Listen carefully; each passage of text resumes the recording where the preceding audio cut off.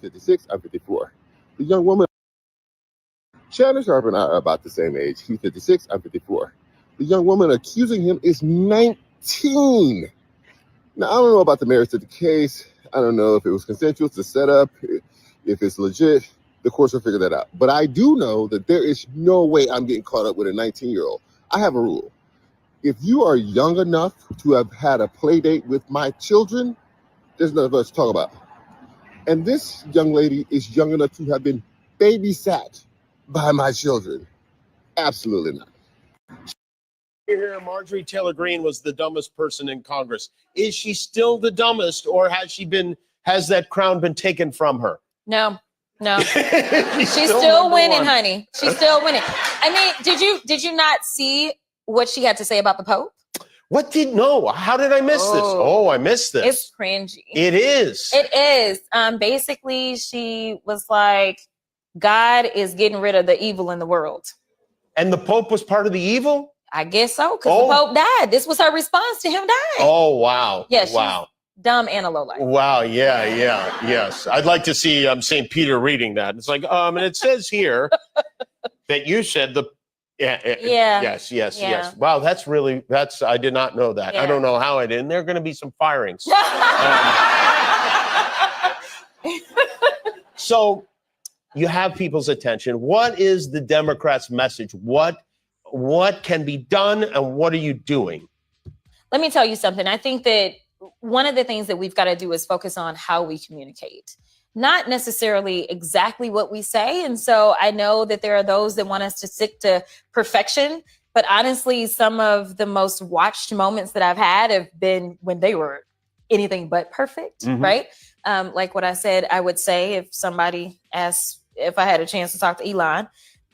So, I think that if we focus on really being very cognizant of our audience and speaking to them in an authentic way, which looks different depending on who you are. I don't think that honestly policy is what we need to be fighting about. Because guess what? Can't nobody tell you what Donald Trump's policies were at all. Like you ask them like, what policies? I don't know, but he's going to bring down the cost of eggs. But last time I checked, that didn't happen, right? It'd be like, well, we're saying it's Project 2025. No, Donald said he knows nothing about that. And then what happened? All the Project 2025 started to come around. So I don't even think that it's policy. I think that people are voting on vibes. I think that people are voting for who they feel like is being honest with them, even if they don't like what they're saying. So I think that we just need to really tap into being okay with just being real people and showing people that we are real people and we'll be fine. All right. That seems reasonable. Last time you were here, Marjorie Taylor Greene was the dumbest person in Good morning.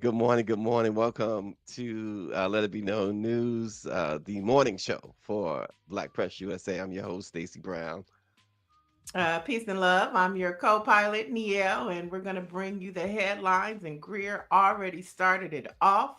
I mean, Shannon Sharp was trending like crazy yesterday. Listen, 19 years old, and I'll tell you what, those text messages, now some of her messages are out, they are just so wild. And one alleged recordings are out too, and of course there's tapes, videotapes of stuff that I'm sure the overwhelming majority of us don't want to see. But this woman, 19 years old, Shannon, and apparently, according to one, and I haven't, this was a headline. He offered her $10 million. Allegedly offered her $10 million. Now, you kind of hope that's not true for his sake, if you are rooting for him any way. I'm not mad at that. Girl, shut up and go somewhere. Okay, go sit down. I'm not giving you $10 million if I did nothing wrong. But guess what? Now she's getting nothing, dummy. You should have took the 10 and walked on, because now you didn't made him mad. He didn't came out. He didn't named you, and now you get nothing. Her, yeah. Austin says Sharp ain't too sharp or bright. Well, but 19-year-old. I'm sorry. Let me just tell you what ONG says. If a 19-year-old woman tried to talk to me, I would ask her if she's ever heard of O.J. Simpson. But go ahead. I probably didn't need to read that one. What I like most is how black men took over social media yesterday. I mean, and I'm talking about from young to old. The younger ones were saying, you not ready for these young girls and what they can do on social media. Like she's making you look like an old grandpa, which he is. And then you just have black men saying two things can be right at the same time. It does seem like a shakedown, but there's no way you should be sleeping with a 19-year-old. And what I find interesting about all of this, Stacy, is that this is nothing new under the sun. Men have been dating young girls forever. You know, even at the Playboy Mansion, Hugh Hefner, you know, he got them young. He liked little bunnies. So now with social media, you can't just be out there willy-nilly. And nobody's saying it's right or wrong, but at the same time, this is nothing new under the sun. It's really The not. man is how old is he? He's in his 50s, 50, right? he's 50, he's in his 50s. Come on. So the problem that a lot of men have um is this idea that they don't lose it. And so this, oh, I still got it. And so this young chick comes along and he don't recognize she only see two things with you, dude. She see That's it. fame and money. Fame and money. It's not that she's all into you or nothing like that. You can have your way with her because of fame and money. And what makes it look so bad for him is, okay, first we can assume, but it's still alleged that she was the girl on the tape when it came out with him having sex, right? Then a couple months later, he comes out with his form of Viagra, and he's promoting this, and it's Right. all on your TikTok, it's all on your Right. timeline. And then it comes out that he's about to get $100 million contract, and she's like, I won't have. Oh, and listen, let's not be fooled about, he played football a long time. And speaking of OJ Simpson, just to give you an idea, OJ Simpson's pension from his football career, and Shannon has played longer than OJ. OJ's pension lifetime was $26K a month, right? And Shannon is making, Shannon made a name for himself again with this Club Shay Shay, and he's made a lot of money with that. He's made a lot of money, but what is Greer talking about? But anyway, Shannon, And this 19 years yeah. old, have And some then respect for yourself. well, or what about your kids and your family? I'm Okay, saying, like, come on, Shannon. have some respect for yourself. Because that Well, is it's not just for yourself, ridiculous. for your Or for family. your But I family, guess if you right? don't have respect for yourself, you're not gonna have it for your family. But one of Right. the things that's well, but not so well for him, is the interview he did with Monique. Because Monique told him a couple months ago that you need to get you a Brenda. You need to get you somebody your own age that can make you some smothered turkey wings, that could drink some cognac with you. Get somebody your own age. She said, and stop messing with these 6 and 36-year-old. Little did we know that facial expression said it all now, because he's like 26. She 19. Yeah, and folks in the chat are right about what they're saying too. Mike V mentions that Tracy Ellis Ross dates younger men. And he says no one got But she and no didn't say one the got age. smoked. And Right. Chris come Jenner. on, that's not comparison. There's no Yeah. comparison with Tracy Ellis Ross, because she's a 18-year-old man. She just said Mm-hmm. she dated younger. Younger could be 40, it could be 30. Come on, let's put it in context and not compare the two. One is not Bill. the same. Well, Nancy Wall mentions Bill Belichick. He's 72 with the 24-year-old. I mean, there's several Yeah. examples that make you cringe.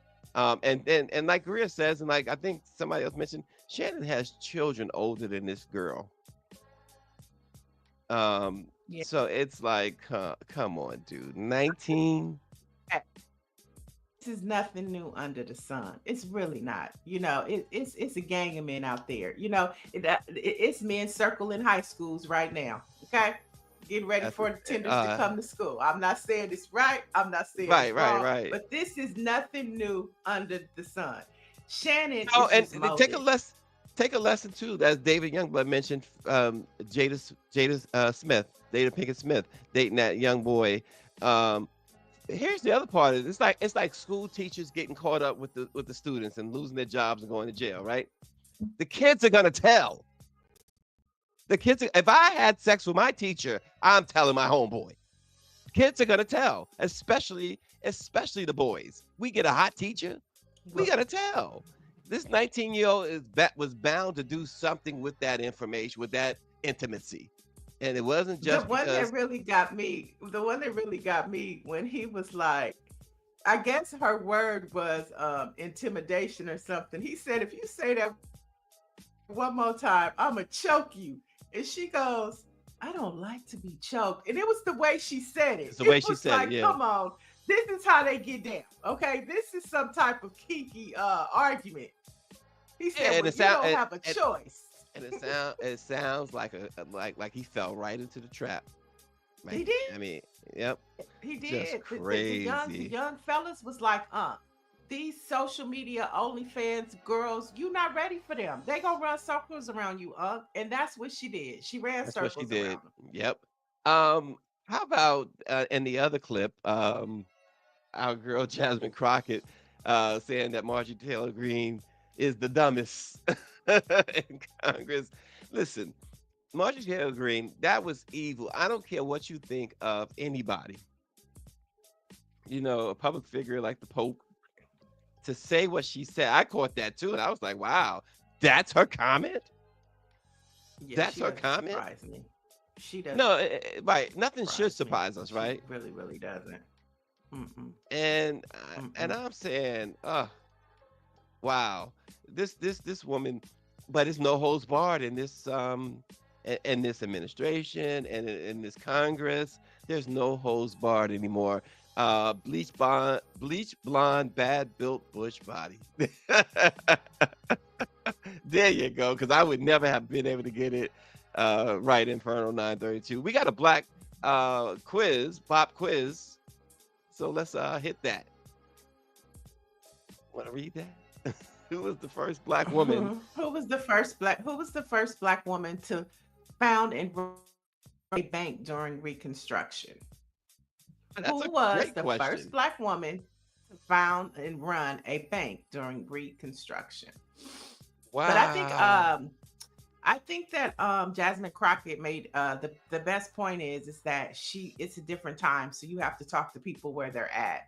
And I think why she really resonates with the American people is because she just talks and tells it like it is. And if a cuss word falls in that is, then it's gonna be there. Trixie said watching Congress is like watching baddies. That's a shame.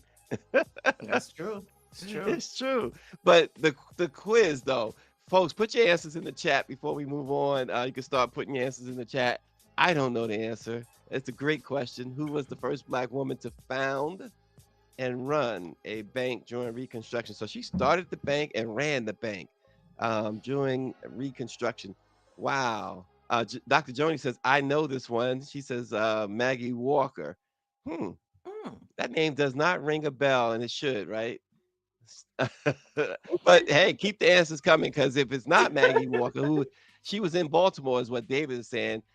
Okay, but David, you can't win on Wheel of Fortune by saying that, okay? You got to tell us who it was. RNG says Maggie Walker, too easy. David Youngblood says Maggie Lena Walker. Dang, Okay. I need to brush up on my Black history. Well, we can't know it all. This is what this is for. We learn together. We're learning together. You know, I'm being educated. I have no clue. So I want to learn. All right. Well, hey, I'm gonna go along with you on that one, since you let me off the hook that easy. There's no way in the world I'd let you off the hook that easy. But thank you. So get to some news here. White House aide Stephen Miller argued that Americans who have been harmed by undocumented immigrants and immigration policies enacted by the Democratic Party should receive reparations. These people have lost their minds. He's like, police officers who killed, uh, they should get reparations. People who lived in communities with immigrants should get reparations. Everybody should get reparations except those who really deserve it, the descendants of slaves. Yeah, it's horrible to just even think about, and it's like a slap in the face. You have Ayanna Pressley, pushing HR 40, which Sheila Jackson Lee, started. That's reparations. And you have all of states, California leading the way, reparations, all of this conversation with reparations, and here you go talking about white privilege does reparations. It's just a slap in the face, and it's so disrespectful. It's very disrespectful. And that man Considered to right be. there, he is like second in command of the Grand Wizard. Okay, he's the one that's really put. It ain't Donald Trump so much; it's him. And don't forget, Stephen Miller's connection is to Steve Bannon. Steve Bannon put him in the house, so he is if you could say Steve Bannon's spy. Everything that goes on, he reports back to Steve Bannon. Steve Bannon is still in the White House, and he's doing it through Stephen Miller. Jerk. Yeah, Nancy. Wow. Nancy Wall says that keep in mind they know that reparations will get under our skin and they want a race war. That's a great point. Um, and Mike V says they are playing fast and loose with the term reparations while Byron Scott, Donalds and Tim Scott sit by idly, not saying anything about it. Of course, we'll get more on Byron, Buck Dancing, Donalds later. But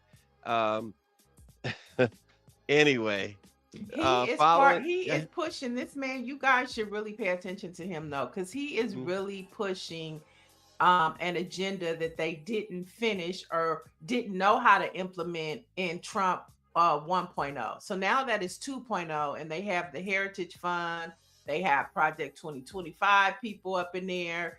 They are really being more intentional and strategic as to how they are pushing white power in that White House. And he is one of the main masterminds. Yes, and that is so true. And David points out that he says what's so sad about Stephen Miller is his family history of some surviving and some dying in the Holocaust. And so you would think that they would be a little bit more he'd be a little different, put it that way. But no. It's unbelievable. Following some allegations, some say shocking allegations, made in a lawsuit against Tesla, it appears that Elon Musk will have to pay a black woman a significant amount of money. The verdict comes after Raina Pierce, a former employee who installed latches on car doors for the company, said she experienced racist and sexist behavior during her time at Tesla. It was a HR guy who told her to come forward, and she did. And this is not the first time that Tesla out in Fremont, California, has been taken to court over alleged discrimination. Last year, a jury ruled that Owen Diaz, a Tesla owner, and Owen worked for Tesla. They owed him $3.2 million in damages over workplace discrimination. So Tesla is hitting the pocket again. And as you probably saw yesterday, they have lost so much money over the past several months with Elon meddling in government affairs freely. And It was actually, yeah, it's 71% to be exact. And he was on his shareholders meeting yesterday. I guess it's the quarterly earnings meeting. And he basically said that in May, he will be stepping back from his full-time responsibilities at Doge. His shareholders are not 71% is crazy. Okay. And so he definitely is now looking at, do you really want to be in politics? Do you really want to run a country? Or do you want to stay rich? Because if you continue what you're doing, you are going to lose all of your money, bro. Okay. And so he said he's going to step down. But he also said if the president wants me, maybe I'll come 2 days a week. But at the end of the day, Elon Musk is being phased out of the process. That's all that's saying. Well, his company is feeling what Target is feeling. They did. Yeah. And they keep I losing think his and company is feeling losing. it worse than Target, though. They are. They are. Yeah, they are. Target. Speaking of Target, they had the big town hall yesterday, and Hmm. they are Reverend Jamal Bryan and company is they're doubling down. They're saying this is a full on boycott now. Yeah, it's So gone fast. It was always a boycott, as we learned yesterday. It started back on the first day of Black History Month. mhm. Then, Jamal Bryan layered it with the fast. And so now everybody from Minneapolis to Atlanta and all across the country, we are all going to be unified on a full-fledged boycott. And it was great to see Dr. Benjamin Chavis there representing us, the Black press, at the town hall. He was on the panel there, and he talked about folks should be subscribing to Black newspapers, Black owned newspapers. I should make that clear. And Mhm. really, really glad now that he appears. He actually called me yesterday, and he said he's been asked to mediate some things between some so-called Black power brokers. So Yeah. we will see. But it's good that, and it's only wise to have the Black press in the mix, and so it's good that that's happening. Yeah, I got a chance to check out the town hall. You had Tamika Mallory on the panel, Nina Turner, of course, Dr. Chavis. I'm not sure who the other two pastors were, but it was the conversation that I appreciated, because the lady that you just saw talking, she was talking about the ecosystem. So it's not just about the products getting into the stores, it's also about the people who supply the goods and Mm-hmm. services for the products, the people who do the bottling, the people who do the packaging, the people who provide maybe the ingredients for whatever you're making. Some of those companies are Black owned, so it's not just about the brand itself, it's about the whole ecosystem that it takes to put that together. And we as a Black community need to consider the entire scenario instead of just the product, which I thought was a great point. And so did everybody on the panel. So it sounded like it was a real thought out conversation, that people came wanting to know, how do we really not just boycott, but we build Black buying power, that we support Black owned businesses, and that we begin to move away from white mainstream corporate America and really be intentional about supporting Black owned businesses and services. So I thought that was excellent. And it seems Mm-hmm. like we're going in a good direction. And we can't forget, like David Youngblood continues to say too, this is also about the C-suites and the boardrooms as well. So keep that in mind. Also, uh, had to bring this up. Representative Byron Donalds, of course, defended Elon Musk at a town hall on Monday night. It was just unbelievable. This guy, he had the audacity, now in this all-white crowd that's shouting at him. He says, I love how everyone is shouting at me, the Black guy with the microphone in his hand on stage. Don't marginalize my life and what I've done. What? What? Are you the kidding the me? crowd the crowd was like, tomato, tomato, tomato. It's like tomato, tomato, tomato. It was so, I thought that was so funny. I was like, that's what you get. The Black man with the microphone. Don't marginalize me. You marginalize yourself, like, right, David. They gave him a couple of butter biscuits and he started buck dancing. Come on, give me a break. Get a life. This guy, he needs to. he- uh anyway, look at that. White folks yelling at him, don't marginalize me.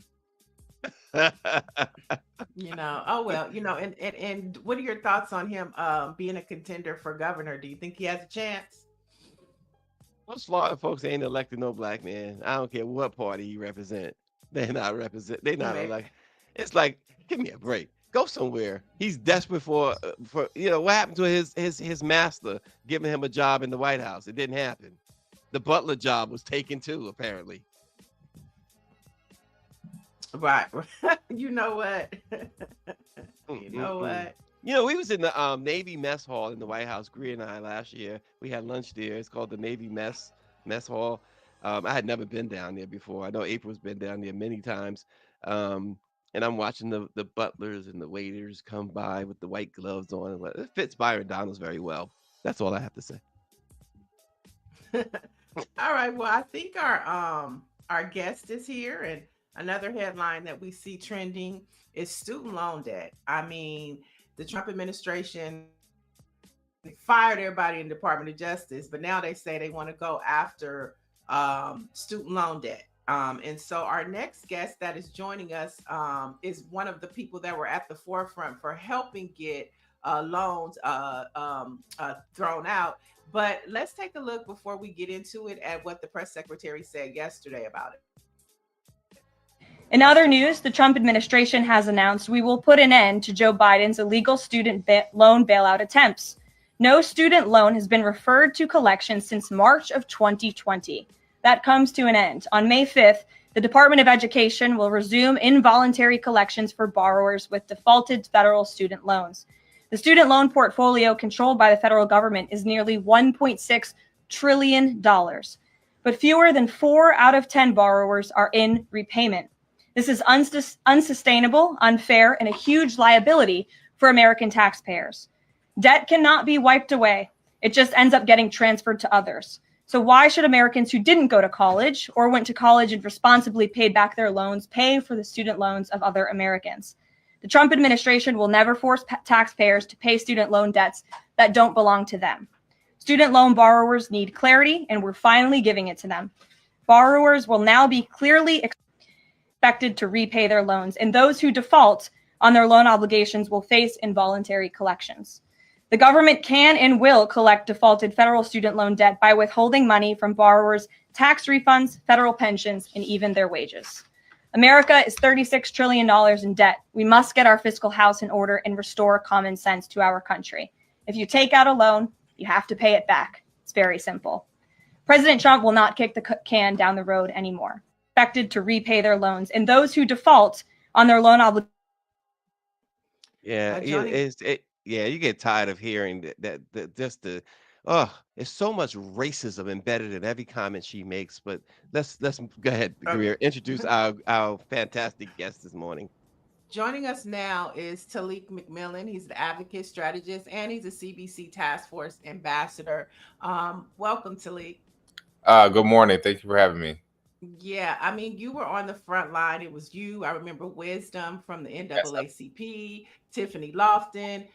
You guys were out on the forefront. You were challenging former President Joe Biden to erase student loan debt, and you were successful for a lot of people. But then there's a lot of us still who have student loan debt. So when you saw that yesterday or just now, what were your thoughts?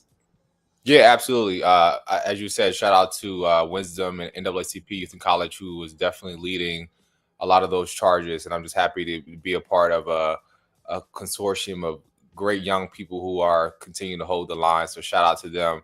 I want to echo the words. I'm reminded of words that Representative Nina Turner said the other day. I call her Auntie Nina said. She said, someone who takes out a loan doesn't go to school because they're someone who takes out a loan to go to school is not rich. Someone who's struggling to pay it back is not rich. These are working class people who are struggling. And I think with that said, you know, what this press secretary said on May 5th, the Trump administration, as it said, is forcing garnishment on people's checks to pay student loans. And this is, I believe, an attack on working class Americans. We already are in the midst of a tariff war, the rising costs of food and rent. And our federal government is now choosing to punish working class Americans who chose to pursue an education, hit the hardest at those who already, paid the highest price just to get in the door. I mean, think about Black and brown folks and access to education, education equity. This includes first generation students, low income folks, and borrowers of color predominantly. And so, meanwhile, our government is forgiving billions of dollars in PPP loans, many of corporations and billionaires and political insiders, and yet working class people are being at the brunt of what we are seeing. We can't talk about being physically responsible, as the press secretary said, when CEOs are being bailed out, but teachers, nurses, and working class Americans are set to lose parts of their paychecks.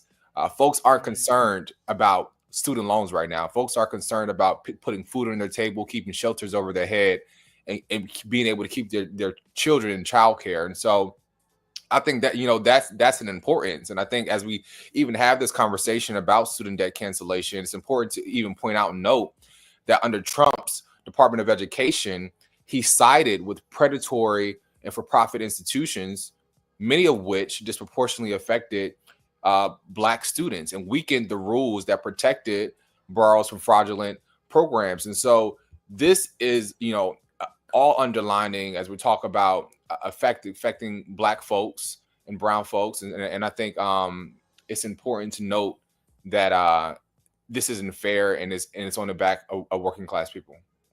As somebody in the chat, Dr. Joni Toole says, the height of hypocrisy. Daniela Pierre mentions that PPP loans were forgiven or bailed out for some.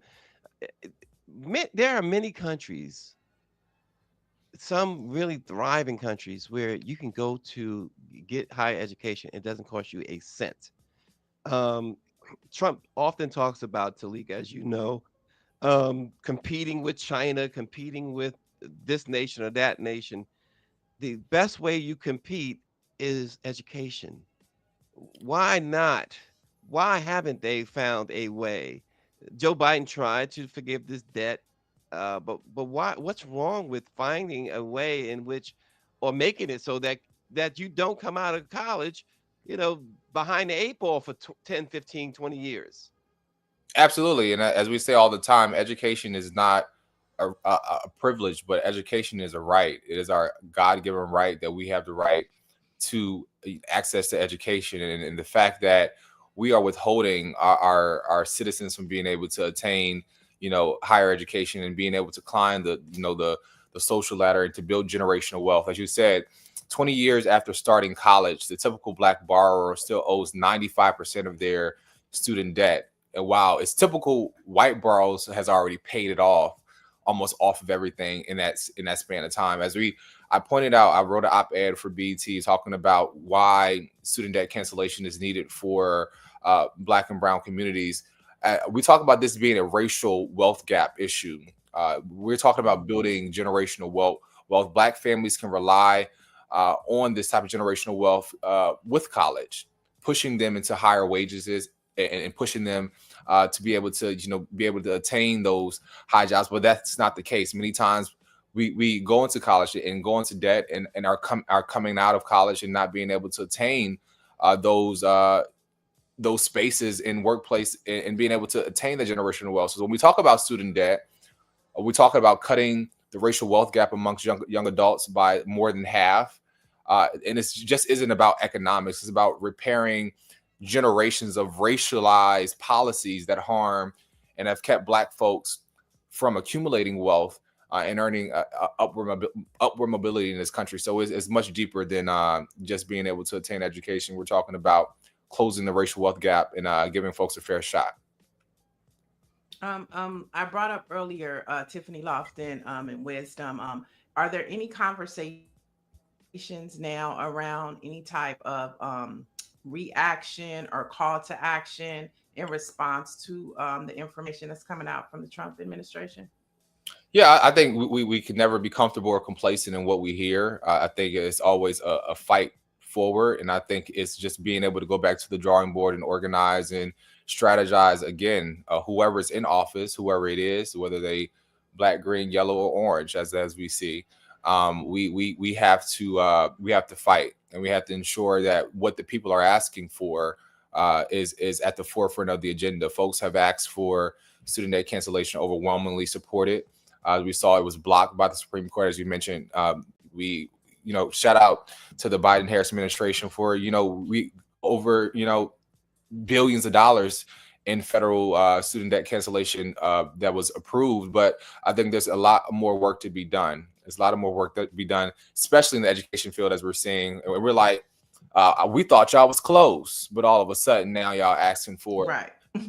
come collect some coins. But we just get back to the drawing board and educating folks on what's happening, and really make sure messaging, public pressure is there, and to ensure that voices are heard, because this is folks aren't concerned about paying the debt back. They're concerned about putting food on their tables. Let me get your response to one of our viewers, Dr. Joni Toole.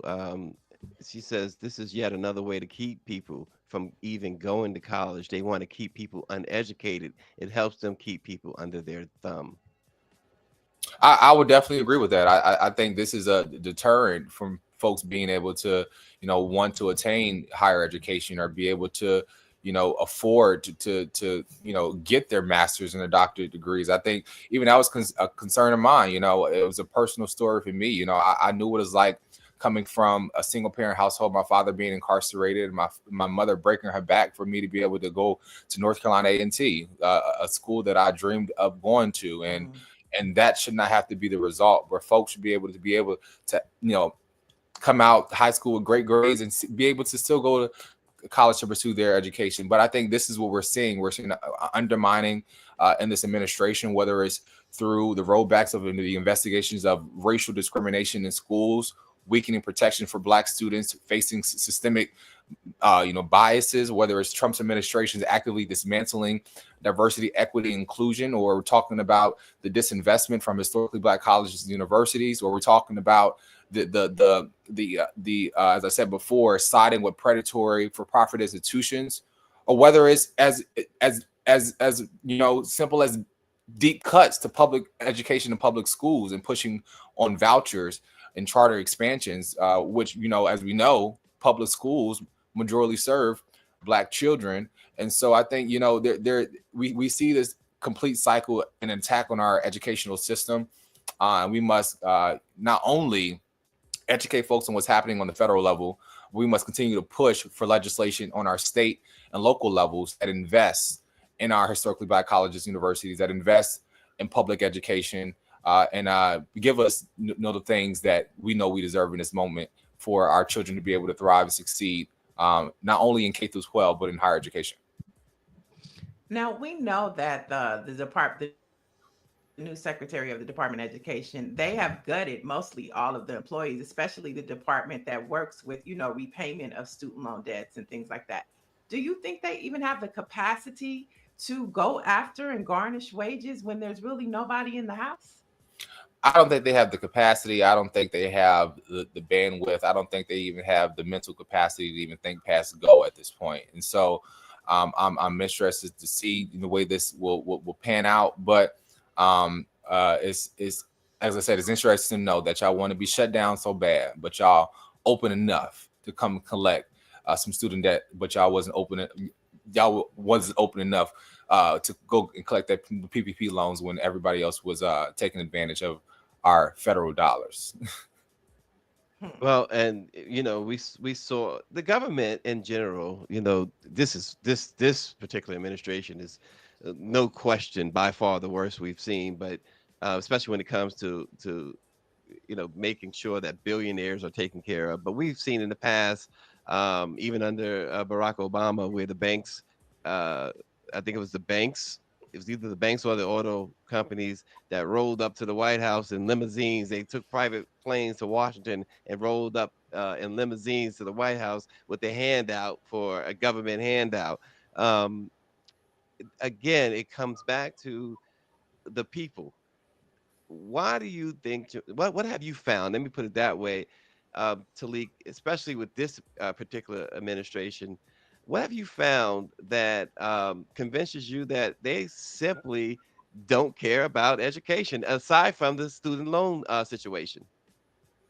Well, yeah, I knew they didn't care about education when we talked about one of the first things in the first 100 days was to dismantle the Department of Education. I mean, I think the basics of anything is investing in our children, and we're talking about taking away SNAP benefits. We're talking about taking away early child care and pre-K. I knew that we were already out of our minds when the election results proved itself after November. But I think this is just a wake up call for everybody who did not, know what we were coming to. Is we waking up and smelling the coffee of what this administration said they were going to do in Project 2025, and this is what we're seeing, the aftermath of those results. It's almost not surprising at all, but I think this is a moment not for, like I said, but for folks to get comfortable or complacent. And I know there's so much happening in our everyday lives, but we must be present on the issues that is happening to be able to stand guard and organize and defend the rights that we have fought so hard for, to defend the fact that every child deserves to have an equitable education, regardless of the zip code they live in, or to know that our HBCUs deserve to get fully funded, and land grant institutions are an importance to our educational system and to shaping our world leaders. And so I think, it's just a reminder of what's in front of us.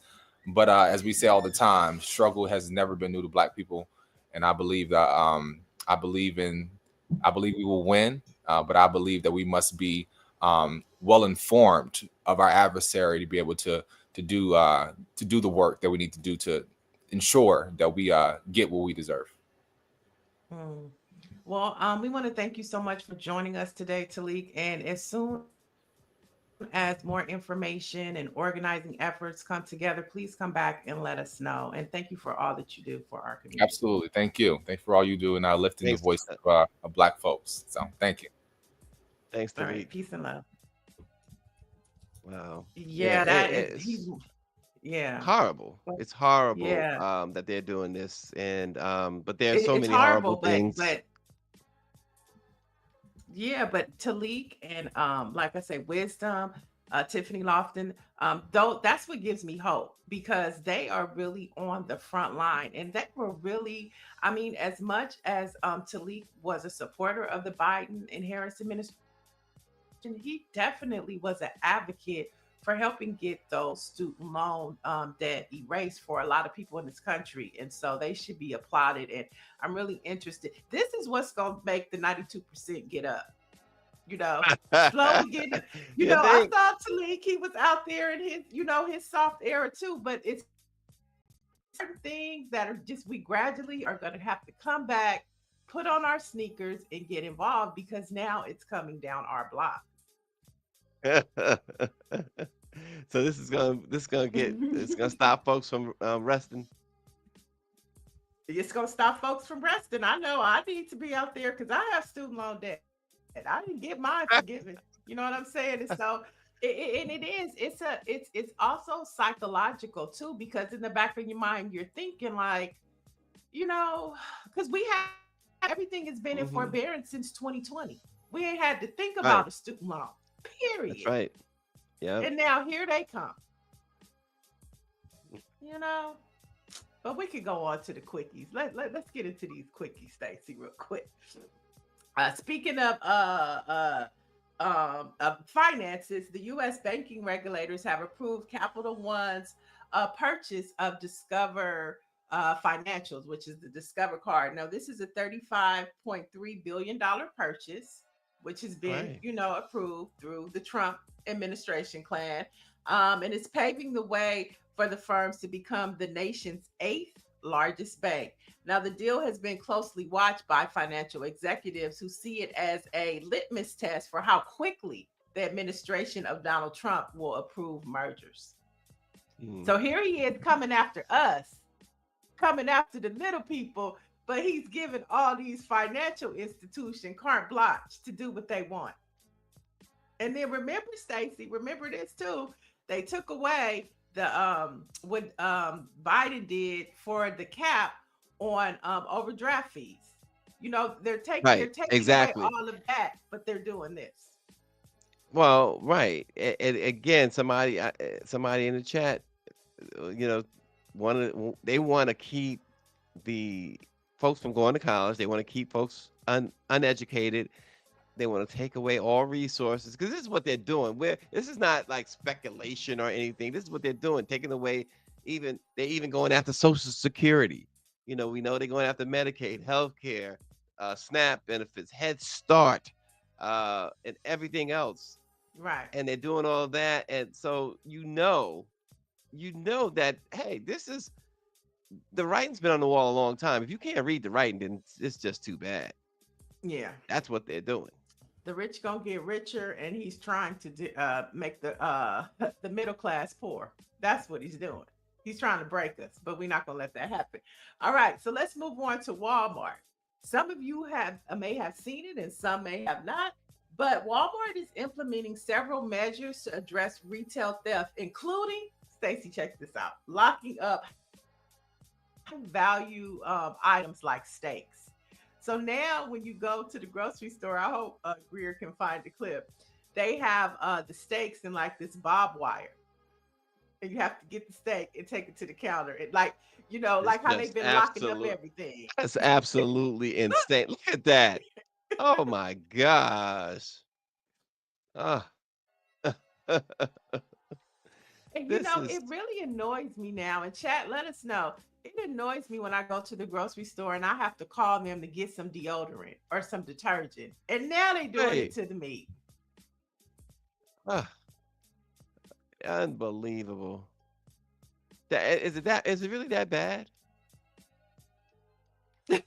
Yeah, that right there annoys me. You got to press and then you have to wait for them to come. I don't care if it's alcohol. It could be as small as a bar of soap. It's all locked up now. But when you go to other neighborhoods,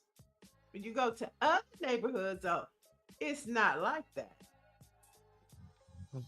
Wow. Look, spam. Wow. They even got the spam locked up.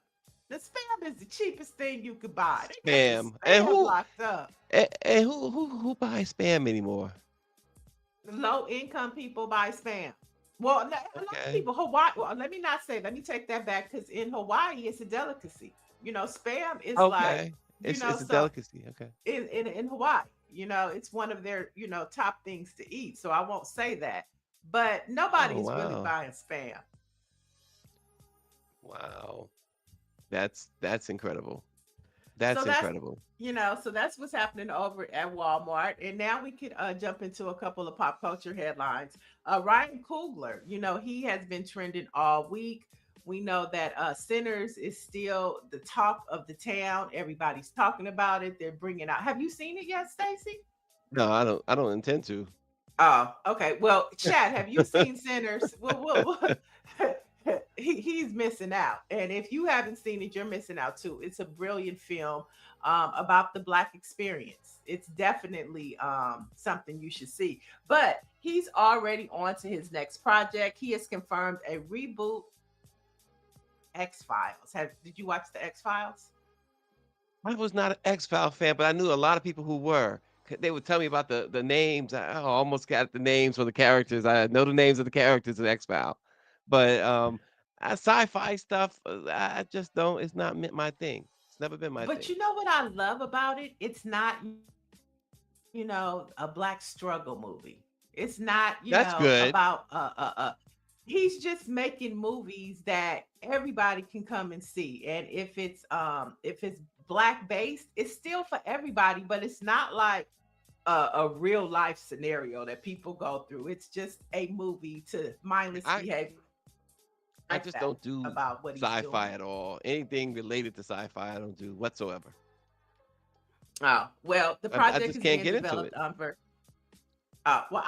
it just depends on what it is. But the project is being developed under his overall deal with Walt Disney Television. And so if you're an X-File fan, Ryan Coogler is going to put the Coogler twist on it. So, it's something we should get excited about. The Coogler twist. I like what you mentioned. I like what you mentioned about him. I think it was yesterday's show. That whole owning everything and the 25-year thing, and that I can celebrate big time. Yes, for sure. And not to mention, he's doing it with his beautiful wife, who is an American woman. She's right Lovely. by his side, co-piloting Yep. the deals. He even tells the story of when he was broke and starting out as a young filmmaker. She's the one that bought him his first Final Cut Pro program so that he could make to be the man that he is today. And that's what Shannon Sharp needs. He needs somebody his age that could walk side by side with him. Not that he can manipulate. Look at the back to difference. Long, high school sweetheart. Ryan Coogler said, and she said they had been together since they were 14, 15 years old. Him and his wife. Oh, wow. Wow. Yeah. You love to they've see been that. together a long time. Love to see that. Yeah. Wow. And so finally, BET Awards is coming up in a couple months, celebrating 25 years of Black entertainment television, and they have tapped none other. There he is right there, the man, Kevin Hart. Will return to the BET Award stage to host it. And now that should be a funny good time. And he said tuxedos. So I think the call is don't come up in here looking like no hibbity hop. Let's look like let's put on some Black excellence, our tuxedos and our best dresses, and let's celebrate 25 years of BET's contribution to the Black experience. So maybe this year everybody should pay attention. Why do you have to sound like somebody's grandmother talking about hippity hop? Why'd you do that? Don't come up in there with no hibbity hop, no sagging pants. Put on a tuxedo. Put on a suit. Put on some nice dress shoes. Let's get suited and booted. Yeah, I can tell she old school. Old school. I'm not. Hey, I am. Well, I'm a little bit of both. Okay. You a little bit of country, a little bit of rock and roll. A little bit of country, a little bit of rock and roll, a little bit of hip hop. And Beyonce got us into the country. She got us into the country music. And why is it? Why are they saying? And I don't know if it's true. I saw a couple of different posts that she is having trouble selling this particular show, selling out these shows that she's doing this year. If that is true, wouldn't it have something? Doesn't it probably have something to do with she just came off a huge stadium tour? Well, ticket sales are some tickets left, but I would say 85 to 95% of the concerts are sold out. It's not like you're gonna see some big gaps in the arenas. Okay. And it happens. It happens. You know what? And it keeps us grounded and it keeps us normal. Well, my Beyonce Marriott. has everything in the world. And guess what? She got to deal with, I ain't sell on my arena yet. Well, hey, everybody got problems. My Marriott membership allows me to enter, and I did enter for because I know you guys like Beyonce. They have shows, and I think one of the shows in Los Angeles where if they pick me, because they're picking a group of Marriott members, it would cost us only 1 point of our Marriott membership.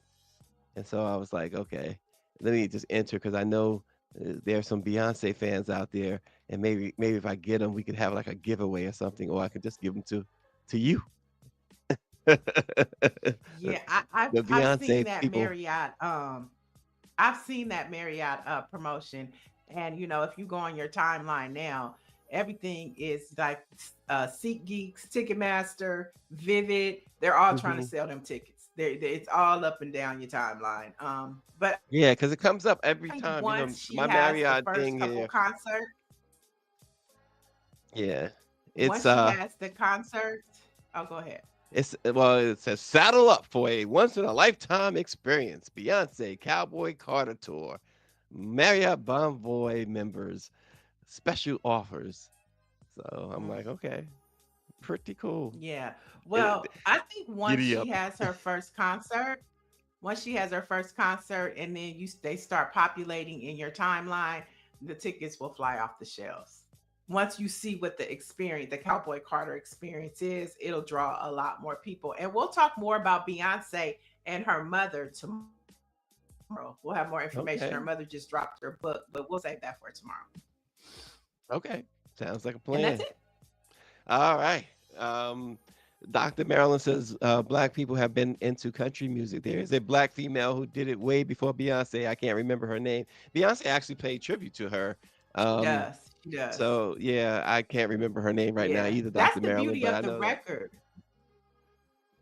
Her name is Linda something, but that's the beauty of the album is that Beyonce explains to you how black people have always been a part of country music, and she introduces you to these musicians that you might not know about, and about how the black experience contributed to cowboy music. So you got Alice to give her Randall. credit for that. Alice Randall's Dr. Joni says it's Alice Randall. Um, so the black pop question, pop quiz. Who was the first black woman to found and run a bank during Reconstruction? And I'm sure, because what's his name? What's her name? I should say, Michelle, Googled it. Linda Martell is another name that Dr. Joni do. I don't That's think her. that's right. That's That's who Beyonce's Beyonce. talking Right. about. Yeah, Right. Linda Martell. Yeah. That's But who she's talking nonetheless, about. that was the question there, reminder. And I guess we'll get to that as we go into the black card once and for all. I mean, this is always an easy choice, but I figure we remove somebody's card more than once? They have to get it back for us to remove it more than once, right? Yeah, there's so many. Well, we Can't be the haven't same person. formally Can't be. taken away this no good person's black card. So we have formally taken away once and for all Byron Donalds's black card. We talked about it earlier. He had the audacity, the absolute audacity to talk about everybody's shouting at him, the black guy, with the microphone. He says, "Don't marginalize my life and what I've done. Give me a break." He's up there defending his bosses. Yes, sir. No, sir. We good, sir. we six. We sick, boss. Get this guy. He will never. I don't care. We've had folks come back. We talked about Amoroso being re-invited, being accepted again. I can't even imagine a scenario where this guy could ever be accepted at the cookout. Can't imagine. Can you? I mean, hey, when I'm in DC for CBC, he's all up in the mix, and ain't nobody bothered by Byron. What's his name? Byron Donalds. Okay, I've seen him coming out of park. We all in there partying. You look up, and he right in the mix with us. So I don't think he's been kicked out the cookout because he's always where black folks congregate. He is. So he's like an op. You know. He's I, trying to 'Cause I was infiltrate. like, is that? And they was like, yeah, that's him. He all right. He was Leave him chasing alone. after some woman. She was black. I was like, well, okay, that's a good thing. That's a good thing. Orange G said I wouldn't let him take out the trash at the cookout. Listen, I'm right there with I'm you. just saying. Mm-mm-mm. But I'm not mad Wow. at him not being invited to the cookout. I'm just the other people invite him and he's welcome. So I don't know. They bump their heads. All right. On this date, we're gonna give some black facts. On this date in 1913, folks, the National Urban League was founded, and we know Mark Morial heads the Urban League today. So that's they've been around quite a bit. Yeah. The Urban League, Whitney Young, he was one of the big six during the civil rights time, and he was leading the Urban League. That's the founding picture. That's nice. Look at that. Wow. Okay. Detroit, Michigan. Yeah. Look at that. That is awesome. Yeah, that's nice. I love seeing those old photos. Yeah. And the Urban League, they represent the financial arm of black advocacy, right? In financial resources and equity and things like that, correct? That's correct. You are right. You get the prize. Yay. We got So another I know. black fact, though. Oh, go ahead. Go ahead. No, I was just going to say, Cynthia heard. Well, Mark Morial is the president of the National Urban League overall. And then here in LA, Cynthia Heard Mitchell is the president here. And she's getting ready for her annual gala that they have every year to raise money for the organization. And they're honoring Jennifer Lewis. I think it's Jennifer Lewis this time. So nice. Jennifer Lewis. I'm getting ready for that. We have to mention, just so Orangey won't lose his mind. He was talking about JJ Fad and stuff like that, but we have to mention that on this date in 1994, the greatest party, according to Orangey, the greatest parties ever happened. Freak Nick 94. So there you have it. Oh, today's the day? Okay. That's what he said. Hey, okay. I'm up a little bit today, Orangey. Thanks for reminding me. You know, I'm gonna put on I think of you. I'll put that on. Okay. No. But I have a Black History fact. I have a Black Yes, you History do. fact. On this date in 1872, Charlotte became the first African-American woman admitted to practice law in Washington, D.C. She was a member of the National Association of Colored Women, and she was an activist for women's rights, amongst other social issues. So there's Charlotte E. Ray. Lest we forget, say her name. Wow. That is a great fact, black fact. So our black-owned newspaper of the day. Inferno says flashbacks. I like those flashbacks. The Milwaukee Times Weekly is our black-owned newspaper of the day. The Milwaukee Times Weekly is considered by many as the city's best African-American newspaper. The newspaper brings news, religion, health, education, home, sports, and much, much more. It is also the largest circulated newspaper among, let's say it again, among minority-owned newspapers. It is the largest circulation in Milwaukee, reaching also into the African-American church community. The Milwaukee Times Weekly newspaper, our newspaper of the day, a black-owned newspaper of the day. Dr. Marilyn, by the way, says she was there at Freak Nick. So there's a little bit of a Freak Nick reunion going on here. Hey, sis. I was there too. Oh, man. Nice. I was there. I mean, so many memories, you know. Oh, my gosh, so many memories. That was when the Dog Pound and Snoop Dogg was out. I mean, just so many. They was there. I mean, everybody was there. Walking down the street with Too Short. It was so much fun. Walking down the street with what? Oh, we was walking down the street with Nate Dogg. We kicked it with the Dog Pound. Too Short was there. I mean, it was like some things you can't talk about, and you know, you just leave them in memories. Okay, keep it to yourself. Or to Thank that. Thank God there were no cell phones. I was about to say. No cell phones. Oh boy, Orangey says his pen was working overtime. His game was tight back then. Okay. I guess it had to be. Oh, Dr. Marilyn said, don't tell my kids. She's asking Inferno not to drop dime. Why not? Come on, y'all. Y'all gotta own it now. No. I have to own it. Some things are just left for a memory, okay? And maybe a picture. But don't, you know, thank God there were no cell phones back then. Y'all are terrible people. Terrible.